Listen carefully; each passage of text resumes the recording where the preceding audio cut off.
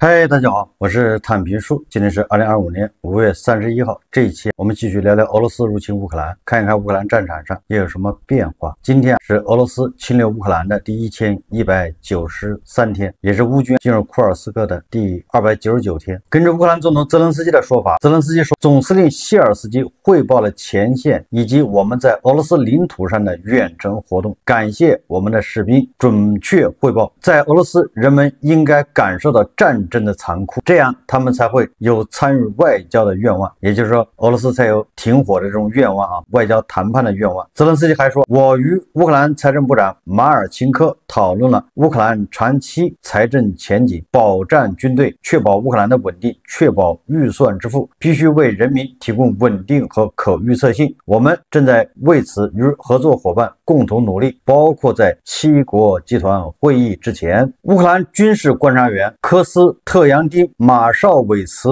于5月29日报告说，俄军占领了科斯特扬丁尼夫卡和弗拉基米里夫卡，也就是苏梅市北部。马绍韦茨认为，俄军第155独立海步旅、第40独立海步旅、第200独立摩步旅、列宁格勒军区和第30摩步团夺取了这些定居点。未经证实的说法，俄罗斯军事博客作者称，俄军已从亚布卢尼夫卡，也就是苏梅市东北部以东推进，向米罗皮利亚方向推进，直至新米克拉耶夫卡，并进入奥列克西夫卡，也就是还在苏梅的周边，在跟乌军进行反复的争夺。6月29日，俄军向苏梅市北部的金德拉蒂夫卡方向以及苏梅市东北部的尤纳基夫卡附近进攻。乌克兰边防局发言人安德烈杰姆琴科5月29日报告说，俄军指挥部已在库尔斯克集中了足够的兵力，可进一步深入苏梅州发动进攻。俄罗斯国防部说，在5月24号到30号的战报中表示，过去一周，俄防空部队击落乌空军1架米格29飞机、30枚联合直接攻击弹药、制导航空炸弹、16枚美制海马斯多管火箭炮以及1439架固定翼无人机，其中907架无人机在特别军事行动地区以外被击落。俄罗斯国防部还报道说，俄军已解放哈尔科夫州孔德拉绍夫卡村。这都是俄罗斯的国防部他的战报。乌克兰的媒体报道说，乌克兰正在东部修建一条新的强大防线，长约350公里，以应对俄罗斯夏季攻势。新的防线从哈尔科夫延伸至维尔纽斯村，选址在具有重要战略意义的地方，河流后方主要高地和地形节点。没有修建连续的战壕，而是建造了数百个彼此独立的梯形防御工事。这种结构旨在消耗敌人的体力，并为机动争取时间。俄国人将不得不分别占领每个战壕系统，这将大大增加他们的进攻难度。乌克兰人已经考虑到过去的错误，现在正在有效地将他们的经验应用于防御工事的建设中。值得注意的是，乌克兰正在为最坏的情况做准备，可能会失去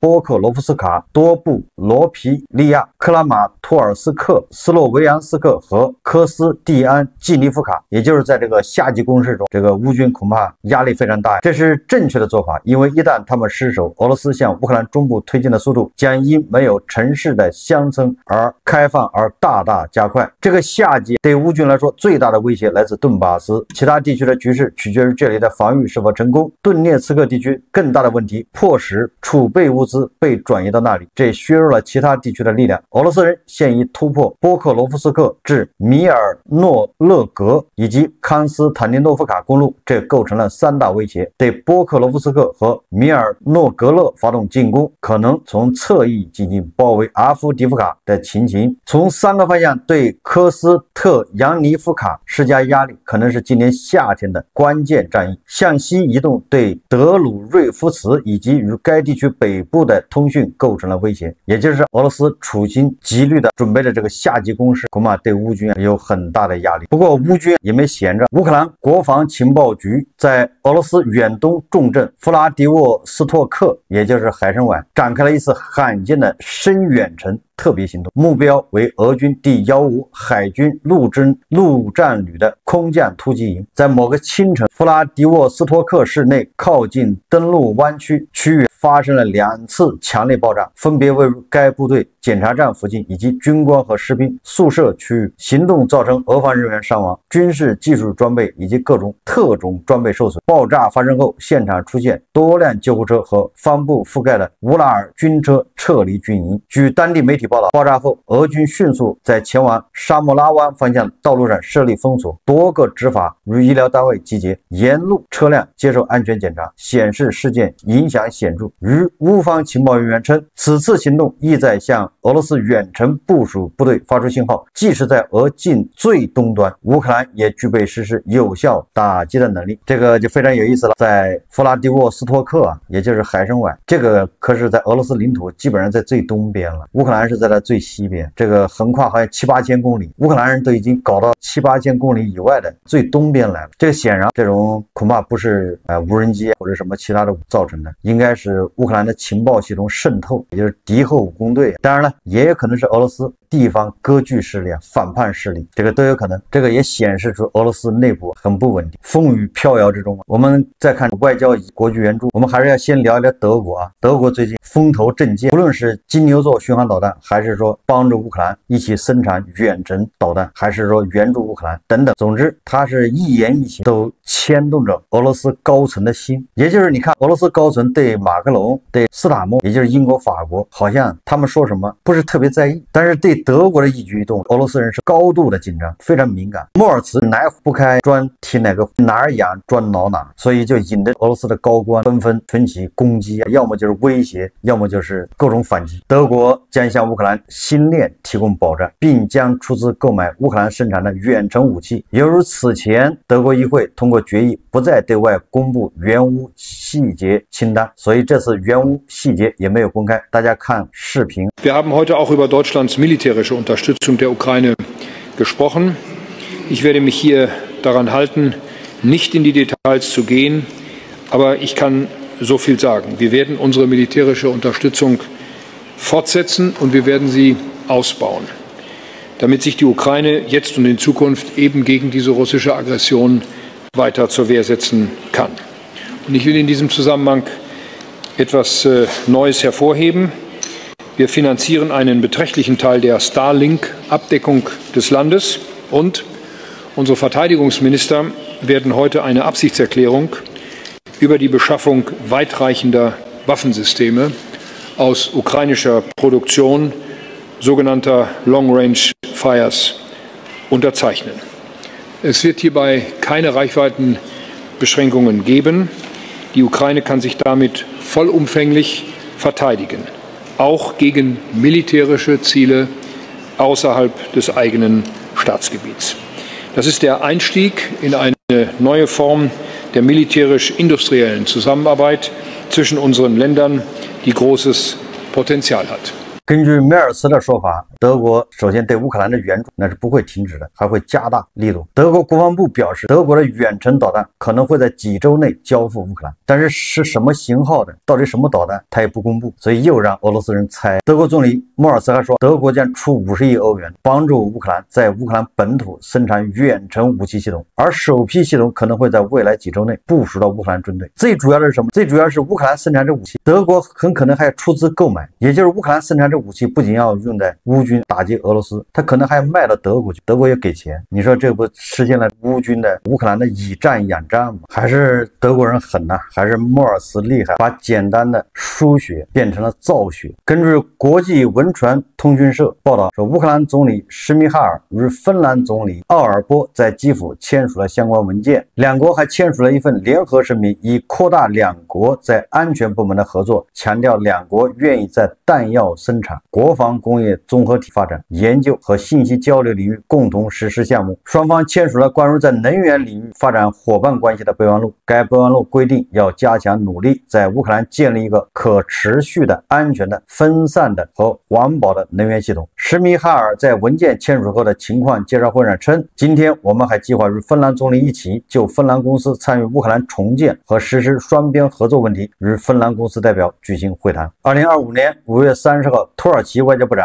菲丹抵达基辅访问，并在会谈中表示，北约内部在乌克兰加入北约的问题上尚未达成共识。菲丹指出，他在访问乌克兰前曾前往俄罗斯，但未与俄方讨论乌克兰加入北约的问题。他强调，关于北约与乌克兰的关系，这在北约内部已经讨论很久，各国有不同的看法和立场，尤其是在战争持续的现实背景下，北约内部在此问题上并没有形成统一意见，各成员国有各自不同的方式和参数来对待它。实际上这就说明了，在北约内部对于乌克兰加入北约，那还是存在比较大的分歧。土耳其的外交部长菲丹进行这种穿梭外交，恐怕也是为将来俄乌第2次会谈在做准备。欧盟外交与安全政策高级代表卡拉斯宣布，5月28日，欧盟通过了一份新文件，即欧盟黑海地区战略方针，其优先事项包括应对来自俄罗斯的威胁和保护环境。该文件还设想建立海上安全枢纽，提高军事机动性和应对混合威胁。为此，亚美尼亚、阿塞拜疆、格鲁吉亚、摩尔多瓦、土耳其和乌克兰将加强合作。该战略要求布鲁塞尔加强能力和机制，以监测可能的海上停火排雷，保护关键基础设施，并对商业航线进行巡逻。目标是阻止俄罗斯进一步的侵略，并在可能的情况下加强和平。据自由电台消息来源称，土耳其已提出领导这一倡议，以确保黑海的航行安全，对抗莫斯科的影子舰队，并可能进行排雷。也就是欧盟已经把手伸向了黑海，在黑海这儿组织针对俄罗斯的这种协议，而且关键是让土耳其牵头，这个对俄罗斯来说不是什么好消息。亚美尼亚、阿塞拜疆、格鲁吉亚、摩尔多瓦、土耳其、乌克兰都要跟着欧盟混了，这些黑海沿岸的国家，这就是孤立和排挤俄罗斯。这在我们以前节目都说了，这个欧洲人是不会放弃黑海呀，尤其土耳其把这个俄罗斯人从黑海赶走，恐怕是他们的梦想，只是不方便说出来。俄罗斯的情报部门突然发现一个重大情报，又有小兄弟背刺俄罗斯啊，这是怎么回事呢？说的就是塞尔维亚。根据塔斯社5月29日报道说，俄罗斯联邦对外情报局新闻处此前强调说，尽管贝尔格莱德宣称保持中立，但塞尔维亚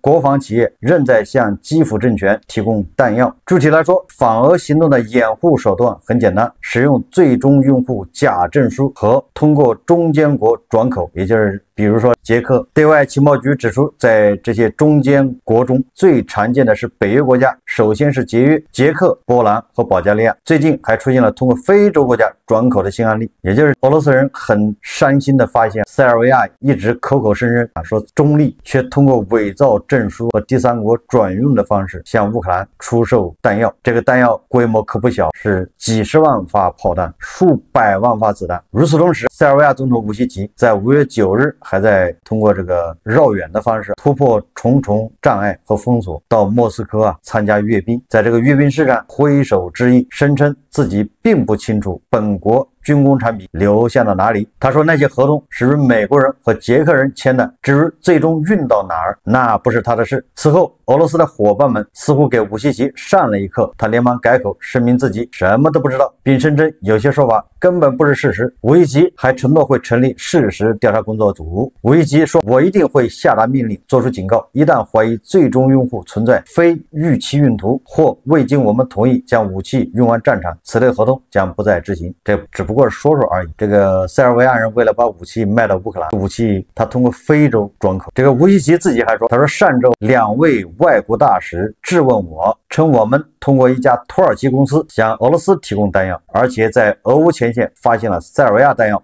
这个武西奇说，你们明白我们的工厂必须运转和生存，我国国防工业的国营部门直接雇佣了2.3到2.4万人，再加上国防工业的私营部门，总的来说至少还有2.5万人间接依赖于这一行业。也就是我们要吃饭，我们要卖武器，只是武器卖到哪儿去了我们管不着。但是巧了，5月30日消息，位于瓦列沃市的塞尔维亚克鲁西克国防工厂发生爆炸，该工厂为乌克兰武装部队生产炮弹。N1 电视台对此进行了报道。据该电视台报道，今天早上7点40分左右，瓦列沃克鲁西克工厂在例行压榨这个作业期间发生爆炸，1名员工被割伤，4名员工出现耳鸣症状。俄罗斯对外情报局公布了多家为乌克兰军队提供弹药的企业，其中就包括这个爆炸的克鲁西克国防工厂。情报显示，塞尔维亚克鲁西西克国防工厂生产了大约10万多发多管火箭炮和榴弹炮炮弹，以及100万发轻武器弹药已经交付给乌克兰武装部队。也就是说，塞尔维亚的武器企业也是大发战争财，两边的好处他都要。彭博社说，大国切断对乌克兰的无人机供应，但继续向俄罗斯提供。这是彭博社报道的。报道称，据乌克兰总统泽连斯基及欧盟消息人士透露，大国已停止向乌克兰供应这个4旋翼民用无人机及其零部件。这类无人机广泛被乌军用于前线侦察和自杀式打击。但与此同时，大国却增加了相关产品对俄罗斯的出口。一位欧盟官员称，他说，大国虽然限制了对西方客户的供应，却在同一时期加大了对俄出口力度。尽管如此，大国官方仍坚称没有向俄乌任何一方提供武器。前乌克兰国防部副部长杰尼哈也曾表示，乌克兰此前避免从大国直接采购此类装备，以免损害与美国的关系。尽管如此，中国制造的彩虹无人机仍是前线最常用的型号之一。若其供应链中断，特别是对乌克兰反恐部队而言，可能带来严重影响。这是彭博社的说法。我在想，大国只要出口这些无人机，那它最终流向不是俄罗斯就是乌克兰，绝大部分那只不过是卖到乌克兰，那就更加隐蔽。这个佩斯科夫表示，包含和平条款的俄罗斯和乌克兰备忘录草案将不会公布。据他介绍，俄罗斯代表团将于6月2日上午在伊斯坦布尔等候乌克兰代表，讨论备忘录和黑海安全问题。如果代表团达成协议，普京将有可能以最高级别参与谈判，也就是和泽连斯基谈判。之前乌克兰宣布准备参加6月2日的会议，但呼吁俄罗斯联邦首先向其提交一份备忘录。这个按照佩斯科夫的说法，俄罗斯人是不会提供这个备忘录的，到时候开会的时候再提供，也就是搞突然袭击啊。应该提前发给乌克兰。乌克兰已经向美国提交了一个备忘录，但是俄罗斯人说了，他不向美国提交，他也不打算提前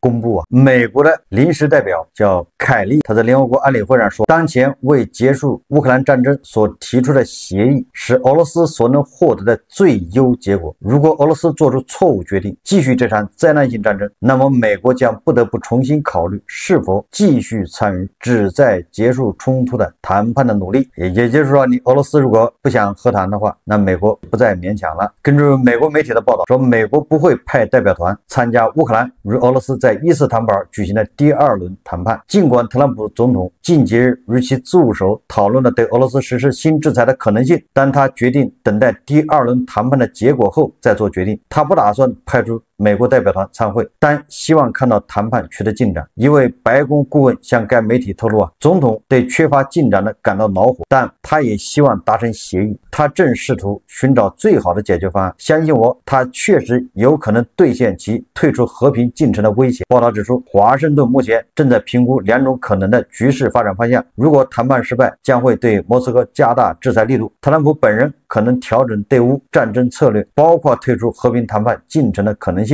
同样是5月30号的消息，美国总统特朗普并没有对俄罗斯总统普京施加太大压力，因为与在乌克兰实现和平相比，他更希望重启美国与俄罗斯的关系。一位不愿透露姓名的欧洲官员表示，很明显有些事情阻碍了特朗普真正向普京施加更多压力。特朗普可能最想做的就是重启与俄罗斯的关系，而不是在乌克兰实现和平。消息人士澄清说，如果美国总统特朗普只是想解决俄罗斯与乌克兰的冲突，那么他可能正在权衡损害与俄罗斯潜在关系的代价。此前有消息称，美国国会可能会赋予美国总统特朗普向俄罗斯总统普京施加更大压力的筹码。具体来说，美国立法者可能会在制裁法中增加一条款，允许向乌克兰出售美国武器。实际上，美国和欧盟还要继续加大对俄罗斯的制裁。为什么呢？有 BBC 报道，自全面战争爆发以来，俄罗斯通过出口石油获得收入是乌克兰所获援助的3倍，也就是俄罗斯卖石油的收入是乌克兰从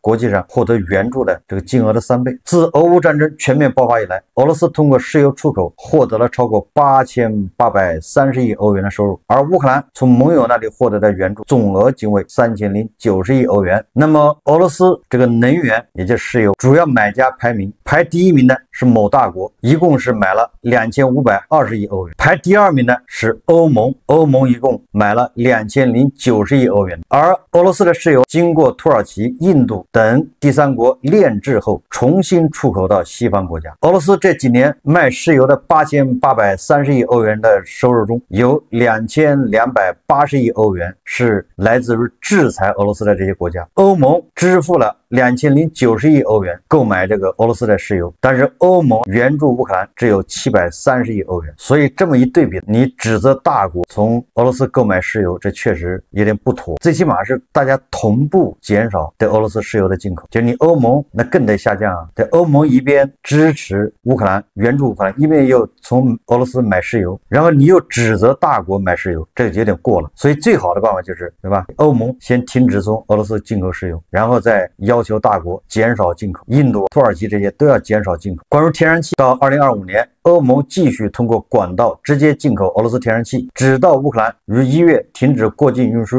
俄罗斯天然气仍然通过土耳其供应欧洲。2025年，该路线的供应同比增长27%。匈牙利与斯洛伐克仍通过管道购买俄罗斯原油。尽管西方加大制裁力度，俄罗斯在2024年石油收入仅比2023年下降5%，出口总量下降6%，管道天然气收入反而同比增长9%。BBC 的报道指出，这一趋势在2025年依然持续。所以说，在制裁俄罗斯这一块还有很大的文章可以做，还有非常大的空间。换种说法，就是过去这3年对俄罗斯的石油的制裁其实没有起到什么效果，这个也怪不得特朗普心里不平衡。那么最后再看看俄罗斯国内现在关于车臣的总统卡德罗夫的报道，小道消息是越来越多，当然这些都是未经证实，有的时候谣言就是遥遥领先的预言。据熟悉俄罗斯的这些分析人士说，在一档电视节目里面，根据普京突然派遣3个摩托旅前往车臣共和国，不是车臣共和国，实际上是车臣边上印古什共和国首都，但是离车臣的首都格罗斯尼非常近，只有50公里。所以说这些分析人士根据这个动向猜测车臣可能要反。28日，车臣领导人卡德罗夫的一番话可以说是这个叫石破天惊，一语惊醒梦中人，让他和普京突然翻脸的传言开始水落石出。5月28号，本来一直帮普京侵略乌克兰的车臣共和国出现明显要反的言论，车臣领导人卡德罗夫公开宣布，车臣是主权国家，绝不容许外人干政。那又根据很多军事博主的报道说，卡德罗夫不仅是说一说而已，他还紧急召回了驻守俄乌前线马里乌波尔的2000名车臣特种部队。这个车臣名义上是俄罗斯联邦的一部分，但卡德罗夫从乌克兰撤军呢，无疑是直接挑战普京的权威，等于是向莫斯科宣战。也就是车臣和俄罗斯，卡德罗夫和普京之间的关系发生了微妙的变化。即便卡德罗夫和普京之间关系亲密无间，和好如初，那也经不住这个流言蜚语，反义的反。而且就在这个车臣危机发酵的同时啊，俄乌战场出现了一个标志性的事件，就是俄罗斯远东地区的一个弹药库发生了大爆炸，就是刚才咱们节目里面说的，就是海参崴。因为这个地方离乌克兰有6-7千公里的超远距离，乌克兰的导弹和无人机攻击的可能性几乎没有，那也就是乌克兰的叫敌后武工队或者是俄罗斯的一些反叛力量造成的这种袭击。战争打到第4年啊，这是普京对乌克兰去军事化的战果，也就是自己的腹地大后方的遭到爆炸。当然普京的麻烦还不止车臣和俄乌战场，远在叙利亚的俄军也陷入危机。5月23号，俄罗斯在叙利亚的2大军事基地后美米姆空军基地和塔尔图斯海军基地被叙利亚军围困，叙利亚政府给了俄军30天的撤离期限，扬言30天不撤就要发动总攻。这个叙利亚的总统不是刚跟特朗普在中东在阿拉伯见面了吗？人家要搞改革开放，要完全向西方开放，要西化，所以完全有理由相信他们要把俄罗斯人从叙利亚赶走。一旦俄军真的被迫撤离叙利亚，对普京来说啊，那将是一个巨大的打击，因为叙利亚是俄罗斯在中东的战略支点，如果从叙利亚撤走，那么就是俄罗斯在中东的影响力基本上就没有了，俄罗斯苦心经营的中东就此可能就分崩离析，就瓦解了。所以对普京来说可以说焦头烂额。好，这期节目我们就聊到这里，感谢大家收看。如果喜欢我的节目，欢迎订阅转发，也可以在下方留言评论，谢谢大家。